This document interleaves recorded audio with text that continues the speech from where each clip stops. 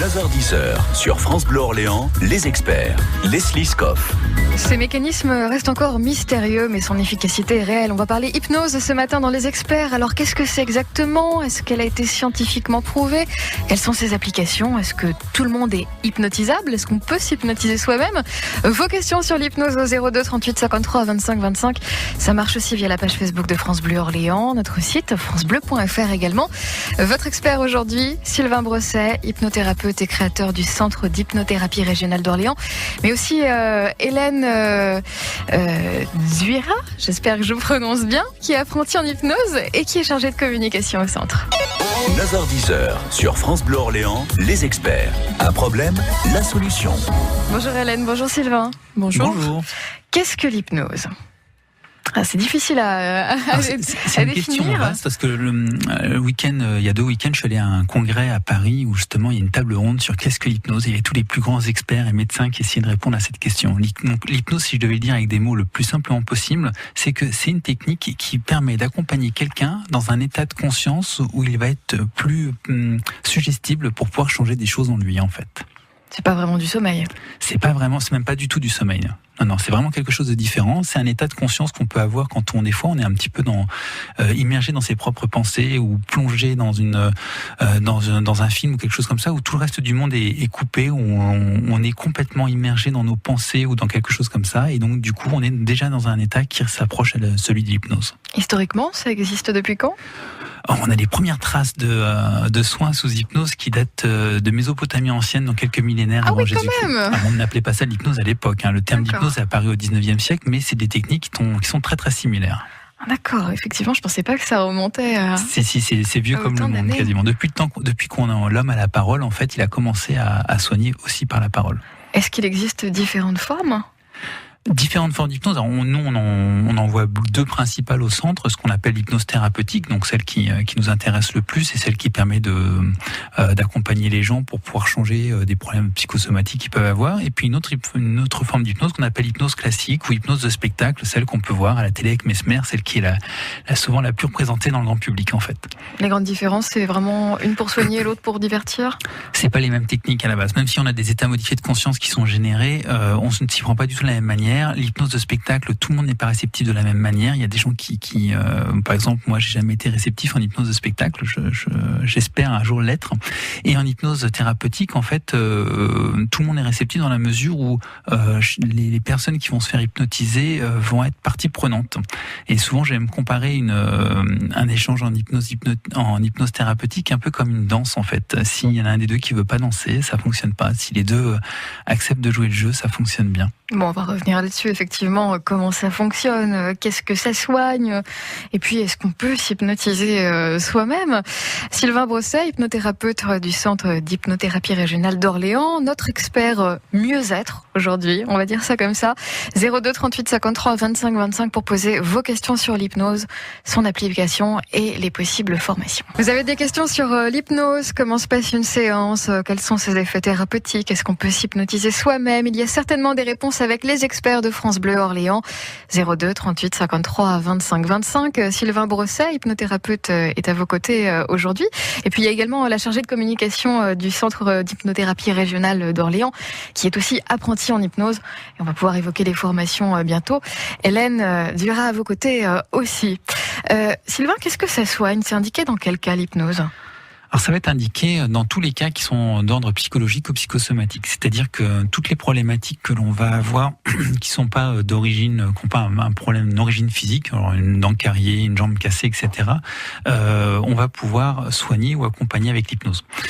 Même dans les cas plus graves, j'ai lu une étude il y a quelques mois qui démontrait que les gens qui étaient accompagnés de l'hypnose, en plus de leur traitement dans le cadre de cancer, avaient un taux de rémission qui était 30% supérieur. Wow. Donc c'est quand même, 30%, ça commence à être un chiffre qui compte, quoi. Alors, concrètement, les gens viennent pour, je sais pas, arrêter de fumer. Est-ce qu'on peut donner quelques exemples ? Alors ça, je vais plutôt me tourner vers Hélène qui elle, reçoit beaucoup les gens et puis qui fait, tiens, les statistiques du centre. Voilà qui est intéressant.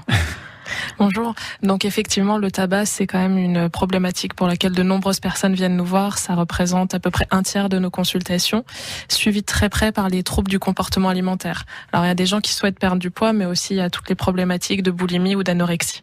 D'accord. Donc c'est vraiment les deux thématiques principales. Après, on a pas mal pour les enfants. Voilà, les parents qui viennent avec leurs enfants, et on insiste bien qu'il faut que l'enfant soit à l'origine du changement, que l'enfant ait envie de changer, et pas que les parents aient envie que l'enfant change. Il faut vraiment que la démarche vienne et l'envie vienne de l'enfant. Après, on va avoir aussi bien sûr tout ce qui est angoisse et stress, et de plus en plus de phobies. D'accord.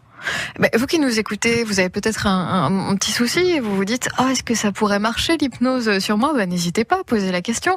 02 38 53 25 25. Comment ça fonctionne exactement ? Alors, comment ça fonctionne là, on va commencer à rentrer dans des détails, on va dire, plus scientifiques. Aujourd'hui, les neurosciences se penchent sur le sujet et la recherche montre en fait un petit peu comment fonctionne notre cerveau quand on est sous hypnose. Et ce qui est très amusant, ce qu'on peut commencer à détecter avec les neurosciences, c'est que vous soyez en train de conduire ou vous soyez sous hypnose en train d'imaginer que vous conduisez, eh bien, c'est les mêmes zones du cerveau qui s'allument. Ça veut dire que sous hypnose, on peut faire revivre à peu près n'importe quel type de sensation. Mais ça, c'est quelque chose que vous avez tous testé déjà chez vous, dans la mesure où quand vous regardez un film d'horreur et que le héros il commence à avoir peur, en général, vous avez peur aussi. Alors qu'il n'y a pas de raison que vous ayez peur. Vous n'êtes pas dans un manoir hanté ni quoi que ce soit, et pourtant la peur, vous la ressentez. Donc, ça allume les mêmes zones du cerveau que vous soyez dans le manoir hanté ou dans votre canapé en train de regarder ce film. Et ça a été scientifiquement prouvé. Ah oui, ça il y a des recherches tous les jours qui sont faites sur le sujet. C'est scientifiquement prouvé. Et puis, au-delà du côté scientifiquement prouvé, c'est quelle utilité on peut en avoir aussi dans le cadre de la médecine. Si aujourd'hui l'hypnose est reconnue au niveau médical de la santé, au niveau des hôpitaux, et notamment pour faire des anesthésies générales ou autres, c'est que cette technique est reconnue. Et d'ailleurs, depuis quelques mois maintenant, l'hôpital nous fait confiance pour former son personnel sur l'hypnose, parce que ils se rendent bien compte de toute la plus-value qu'une technique peut avoir, comme ça, que ce soit au niveau des chirurgiens, mais de tout le personnel soignant, comme infirmières, aides-soignantes, etc. Oui, bien sûr, passer une IRM ou quoi, on peut être plus calme. Exactement, les gens qui font de la claustrophobie, qui ont peur de rentrer dans un IRM, avec l'hypnose, ça peut changer complètement l'expérience. Très très intéressant. Oui, c'est vrai que j'ai vu il y a quelques mois, je crois que c'était sur France 2, une émission avec Michel Simès et Adriana Carambeu. Il y avait carrément une opération à cœur ouvert sous hypnose. Alors beaucoup d'opérations se font sous hypnose, ça soit à cœur ouvert, soit les opérations du cerveau. Il y a eu une opération qui a fait beaucoup parler d'elle aussi, des cordes vocales d'une chanteuse lyrique. Ça permet en fait de vérifier que tout se passe bien d'une certaine manière. Que ça soit chanteuse lyrique, elle a pu pousser quelques vocalistes pendant l'opération pour vérifier qu'ils touchaient pas des cordes sensibles et qui faisaient bien leur travail. Il faut se dire que souvent les anesthésies générales, c'est fait pour le confort évidemment du patient, mais aussi du médecin. Ça évite qu'il y ait de mouvements de panique, etc. Mais d'avoir quelqu'un qui reste conscient sans ressentir de douleur, en se sentant bien, mais qui peut quand même répondre aux questions, c'est quelque chose qui peut être utile dans certains cas, dans certaines opérations pour les médecins, pour justement vérifier que tout se passe bien. Bien sûr, pour le cerveau et autres.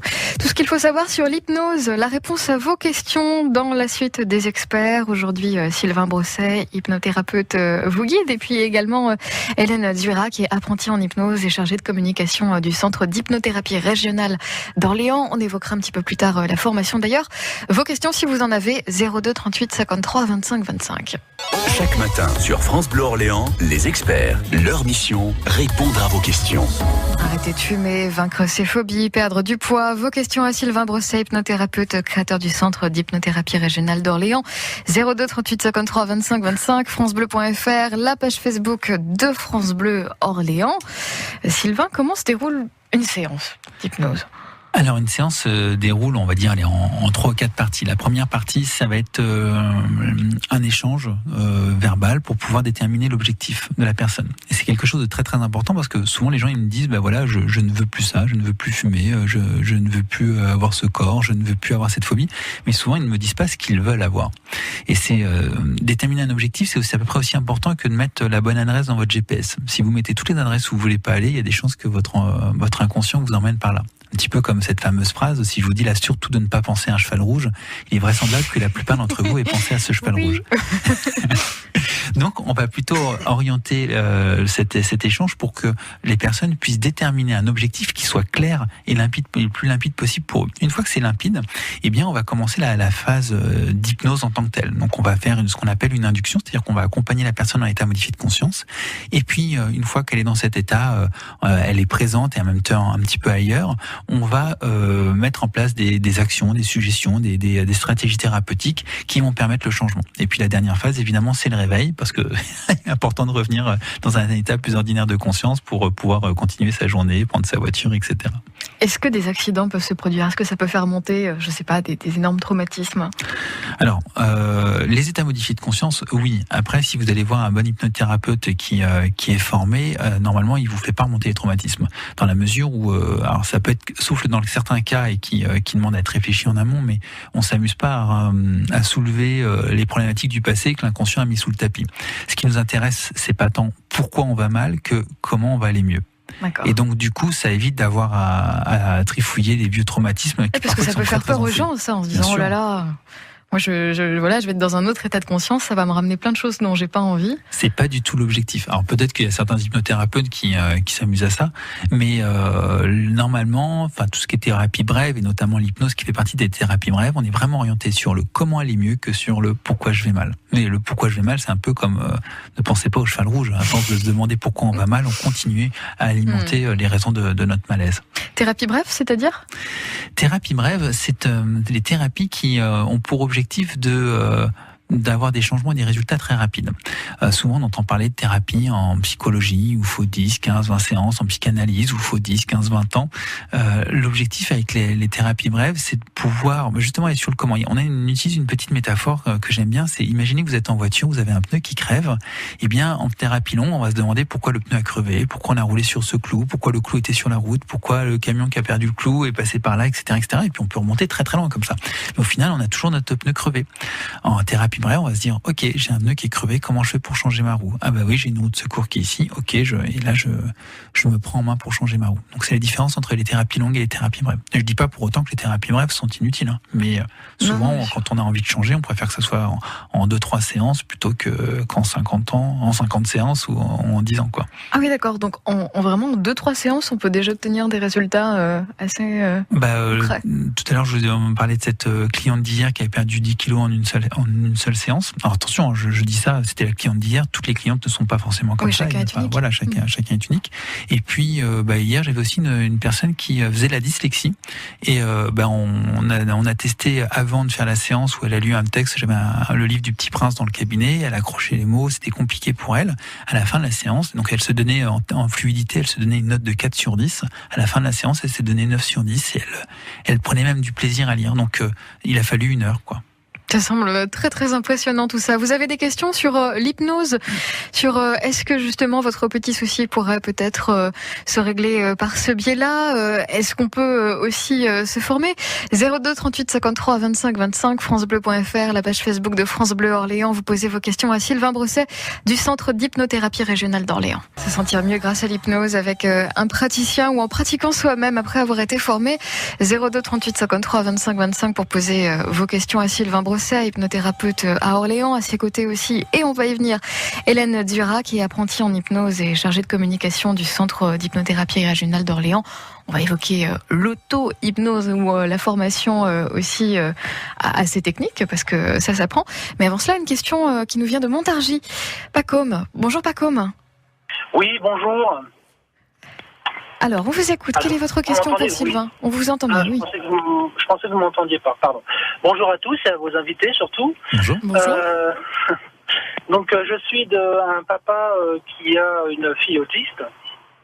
Et je voulais savoir si on pouvait, avec l'hypnose, gérer son auto-agressivité, enfin la gestion émotionnelle. Je m'explique.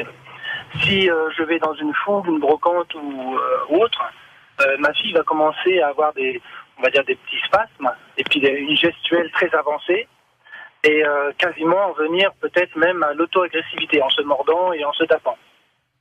Donc je voulais savoir si on pouvait, justement, avec un mot-clé ou autre, intervenir en amont. Alors oui, on peut faire beaucoup de choses avec l'hypnose pour gérer tous les problèmes émotionnels. C'est même une technique, peut-être même la technique la plus efficace pour gérer un problème émotionnel. Après, concernant l'autisme, il y a à peu près, il n'y a peut-être pas autant de formes d'autisme qu'il y a d'autistes, mais la problématique étant très très large, il est important de pouvoir cerner, voir si la personne, donc votre fille en question, a envie de changer, est consciente de son problème pour qu'on puisse avoir cet échange. L'hypnose, il ne s'agit pas que d'un seul mot pour pouvoir changer les choses. souvent, quand on voit quelqu'un qui dit juste un seul mot et qu'il se passe quelque chose, comme par exemple Mesmer qui dit dormez et les gens s'endorment, c'est qu'il y a une forme de programmation avant de son inconscient pour que ce mot-là puisse agir.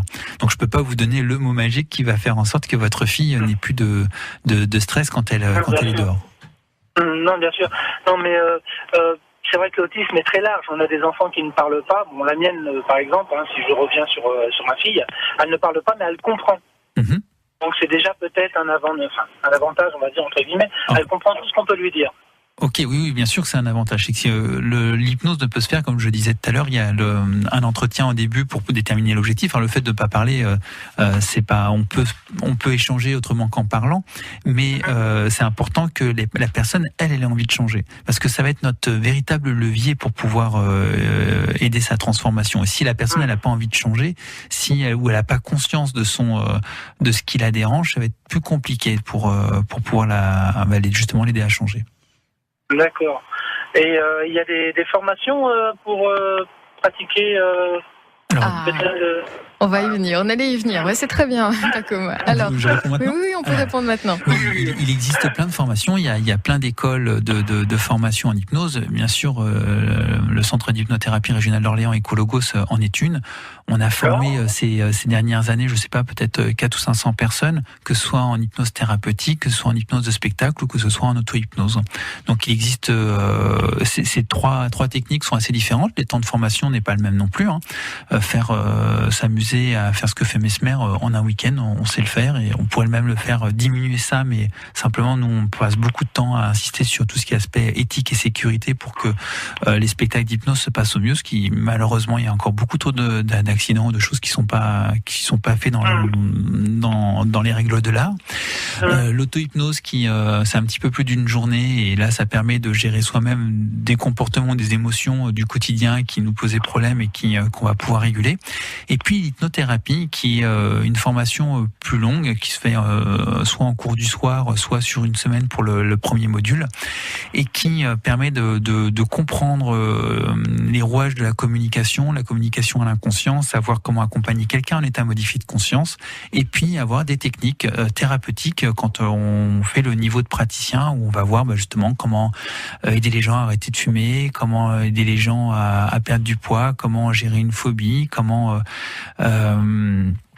gérer les troubles relationnels ou les troubles de conflits internes, etc., etc. Et ça, on voit ça pendant toute l'année pour pouvoir soit gérer tout ça pour soi, pour son entourage, ou soit pour certains, comme certains de mes élèves qui deviennent professionnels au fur et à mesure. Oui, ça vaudrait peut-être le coup, Pacôme, en tout cas. Et est-ce qu'on peut mélanger deux techniques avec l'hypnose, par exemple, et une musicothérapie ou autre?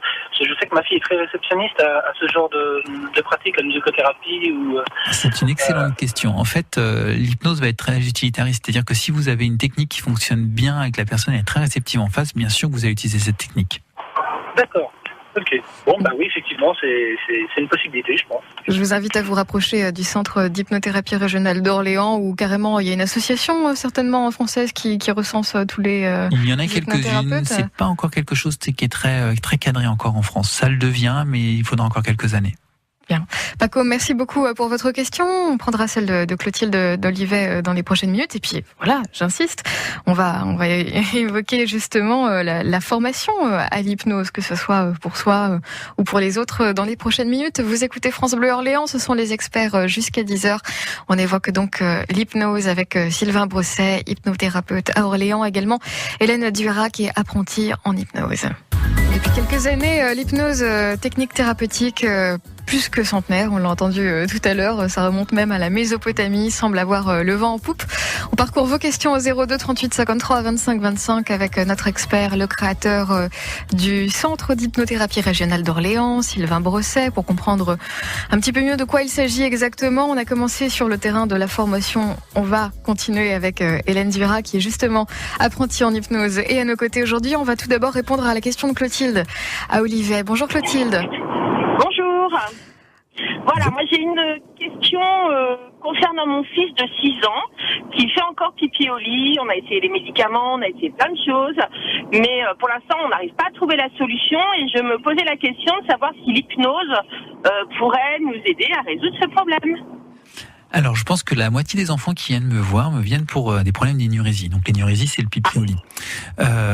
Donc oui, ça fonctionne très bien. Il faut que l'enfant soit partant. Il faut qu'on arrive à avoir suffisamment d'échanges justement avec l'enfant. Donc 6 ans, en général, ça passe bien. Et puis lui, il a envie de changer. Il y a certains enfants qui n'ont pas envie, qui disent bon, c'est très bien comme ça, ça me pose pas de problème. Ça pose du problème à mon entourage et pas à moi. Donc dans ces cas-là, c'est plus compliqué. En une séance, je pense je vais le dire un petit peu au nez, parce qu'on n'a pas fait le reste statistique, mais je pense qu'en une séance, on a un taux de réussite d'environ 50% sur ce type de pratique. D'accord. Voilà. Ok. Bon, alors nous, on a un enfant qui a envie d'arrêter, mais voilà. Ça part bien. Mais la moitié du chemin est fait. Oui, bien sûr. Ça part bien, Clotilde. Bonne journée, bon courage. Merci beaucoup à vous. Au revoir. À bientôt. Est-ce que ça marche sur tout le monde, l'hypnose ? Alors l'hypnose thérapeutique, oui, ça marche sur tout le monde dans la mesure où justement on est perméable à ce qui se passe au monde autour. C'est-à-dire que si on était né tout seul enfermé dans une boîte noire, on n'aurait pas pu évoluer comme on a évolué. On a évolué parce que les gens autour de nous ont fait des suggestions, ils nous ont influencés. C'est l'influence des autres qui nous a permis de progresser. Et en fait, l'hypnose, c'est quoi ? C'est juste un moment, un cadre où on va être dans une influence plus grande. Alors bien sûr, c'est pour ça qu'il faut faire attention d'aller qui vous allez voir. Il faut aller voir quelqu'un de confiance, quelqu'un dont vous avez entendu du bien, parce que dans la mesure où il a à ce moment-là un peu plus d'influence sur vous, il faut faire attention à ce qu'il va vous dire. Donc oui, tout le monde est réceptif. Après, il y a des gens qui par peur de l'hypnose, par crainte de ce type de technique, vont mettre des verrous, des barrières parfois inconscientes parce qu'ils ont justement peur de cette emprise par rapport à quelqu'un d'autre. Mais dites-vous bien que quand tout à l'heure je donnais l'exemple de la télévision qui pouvait générer chez nous des émotions, du rire, de la peur, de la tristesse, on est déjà dans une forme de relation hypnotique. Et Patrice Lelay, qui était l'ancien président de TF1 il y a une dizaine d'années, qui avait écrit dans un de ses livres que son métier c'était de vendre du temps de cerveau disponible. Eh bien, ça a beau être cynique comme phrase, c'est exactement ça. C'est-à-dire que la télévision a un pouvoir hypnotique sur nous, fait que notre esprit critique est un petit peu mis de côté pendant quelques instants, et derrière, quelques instants, voire quelques heures, quand on passe plusieurs heures devant la télévision, et quand arrive la page publicité, notre esprit critique, il revient pas au galop. Et donc, du coup, c'est comme ça que les publicités fonctionnent, et c'est comme ça que les chaînes font leur beurre aussi. Vous disiez, il faut pas aller voir n'importe qui. Comment on peut être sûr de voir un bon thérapeute ? Je pense que la meilleure pub, c'est le bouche à oreille. J'ai envie de dire, n'allez pas voir des gens qui n'ont pas un peu pignon sur rue. Après, il y a forcément des gens qui sont bien, et en disant ça, j'élimine des gens qui sont bien, mais on en connaît aussi, on a entendu parler des gens qui faisaient un peu n'importe quoi chez eux, parfois même gravement n'importe quoi. Donc, faites attention à qui vous allez voir. Le meilleur moyen, ça reste le bouche à oreille. Vous avez entendu quelqu'un qui allait voir tel thérapeute, il a confiance en lui, vous avez déjà un peu confiance en lui. La thérapie, c'est aussi une histoire de relation, donc vous allez voir la personne en qui vous avez le plus confiance. Bien, les experts jusqu'à 10h avec vos questions hypnose, un hypnothérapeute à votre service, et puis Hélène Dura, ça va être à vous. Enfin, parce que on déroule. Je dis qu'on va parler de formation depuis tout à l'heure, et ça va vraiment être le cas dans 3 minutes. Est-ce qu'on peut se former à l'hypnose ? Et quand même, vous êtes vous-même apprenti en hypnose. On va parler de votre expérience dans 3 minutes après Tibbs et Nation. L'hypnose dans les experts aujourd'hui, une pratique qui semble mettre en jeu des capacités assez étranges de notre cerveau, mais ça fonctionne, c'est prouvé scientifiquement même. On a évoqué ce que ça soignait, comment ça fonctionnait. Ça marche sur tout le monde, a priori, l'hypnose thérapeutique. Maintenant, est-ce qu'on peut se former à l'hypnose ? Et là, donc, je me tourne vers vous, apprenti en hypnose et chargé de communication du Centre d'hypnothérapie régionale d'Orléans, Hélène Dura. Alors oui, tout à fait, on peut se former. Alors ce qu'il faut savoir avant tout, c'est que je suis une ancienne sceptique.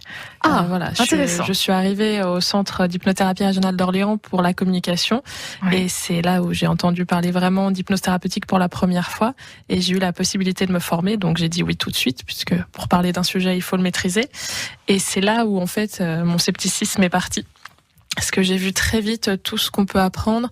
J'ai commencé par la formation technicien qui se passe sur un trimestre en cours du soir au sein du centre. Et très très vite, on apprend beaucoup de choses. Alors au début, on se rend pas forcément compte que c'est de l'hypnose. C'est plus pour du quotidien, pour mieux communiquer avec les autres, mieux gérer les conflits et mieux comprendre surtout les autres. Ce qu'on appelle le concept de la carte du monde, c'est-à-dire que notre vision du monde n'est pas forcément la même que celle des autres. Et ça remet beaucoup de choses en question et ça permet vraiment de mieux comprendre les autres, même si on n'est pas toujours d'accord avec eux, mais ça permet d'entrer sur leur point de vue.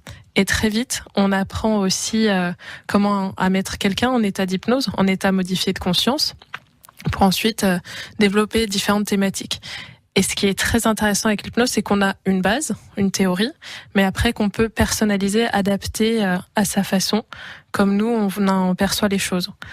Donc j'ai pu faire déjà des séances sur certains de mes amis, alors que j'ai que le niveau technicien, le niveau de base, mais ça permet déjà de faire beaucoup de choses. Et puis là, je poursuis avec le niveau praticien, parce qu'une fois qu'on y a goûté, en général, on sort pas. Et là, on prend certains protocoles. On vient de voir, par exemple, l'arrêt du tabac. Donc de complètement sceptique, vous êtes arrivé là en vous disant bon bah voilà, je vais aller faire de la communication pour le centre, mais j'y crois pas trop.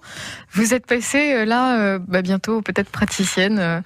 Exactement. Alors je veux dire que l'élément déclencheur ça a été quand même en spectacle, puisque le spectacle c'est juste un week-end, donc on apprend rapidement. Et je confirme qu'on apprend en un week-end, à condition de pratiquer derrière. La première fois que j'ai endormi quelqu'un, je me suis dit ah oui. En fait, c'est pas un don, ça s'apprend, que ce soit en thérapeutique ou en spectacle, c'est quelque chose qu'on apprend et que tout le monde peut réussir à faire. C'est pas de la magie l'hypnose. Et la première fois, ça surprend vraiment. Ouais. Donc ce que je retiens, c'est que au centre d'hypnothérapie régionale d'Orléans, on peut se former donc pour faire du spectacle, Tout à fait. pour devenir thérapeute.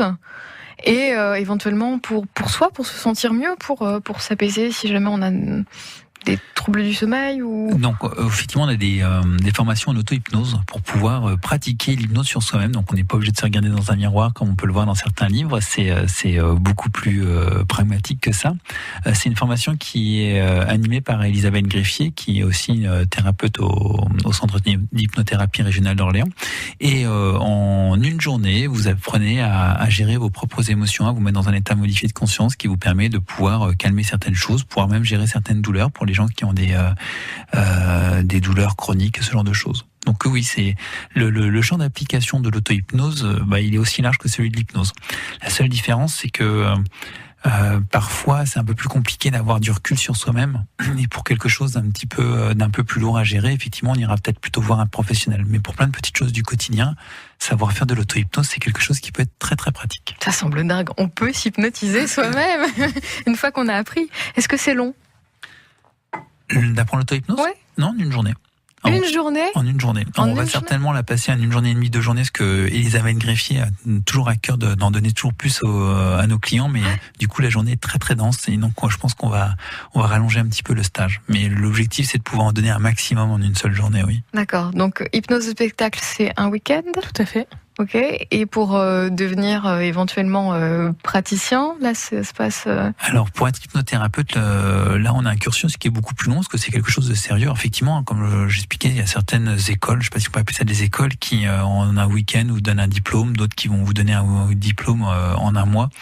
Nous, on a des cours du soir pour être technicien sur un trimestre, pour être praticien sur un an, et après, on a des cours de supervision aussi sur un an. Et à la fin de tout ça, on peut obtenir la certification d'écologos.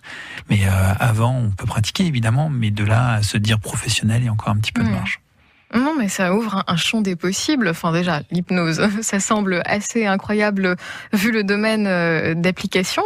Mais là, pouvoir se dire qu'on va pouvoir aussi aider ou alors se faire du bien avec l'auto-hypnose en si peu de temps... Waouh, je suis assez impressionnée. Et encore une fois, c'est reconnu scientifiquement. Voilà, c'est pas de la magie. Non, tout le monde peut le faire, tout le monde peut apprendre. C'est pas un don comme on peut souvent l'entendre. C'est vraiment une technique qui s'apprend. Grand merci à vous, Sylvain Brosset, à Hélène Duras, également du Centre d'hypnothérapie régionale d'Orléans. Je pense qu'on appréhende un petit peu mieux maintenant les domaines d'application de l'hypnose, sa formation. Toutes les informations sur votre site ? Oui.